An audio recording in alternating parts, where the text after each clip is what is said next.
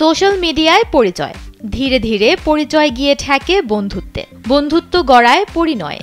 এরপর থেকেই অনলাইনে চুটিয়ে প্রেম করছেন দুজন।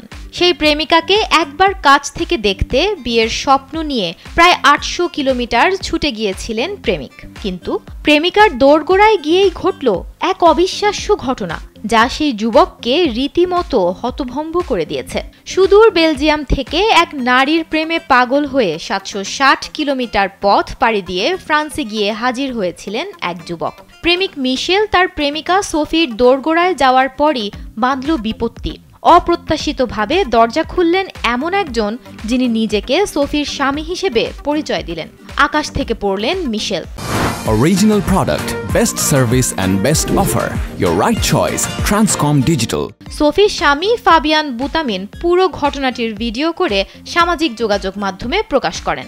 এরপর মিশেল ও ফাবিয়ানের মধ্যে দীর্ঘক্ষণ এক বিব্রতকর কথোপকথন চলে। ফক্স নিউজের প্রতিবেদন অনুযায়ী এক পর্যায়ে মিশেল বুঝতে পারেন এতদিন তিনি যার সঙ্গে কথা বলছিলেন সে আসলে সোফি ছিল না। কেউ একজন সোফির নামে একটি ভুয়া অ্যাকাউন্ট তৈরি করে তার সঙ্গে প্রতারণা করেছেন এবং সেই অ্যাকাউন্ট ব্যবহারকারী তার কাছ থেকে প্রায় $৩৫,০০০ হাতিয়ে নিয়েছেন।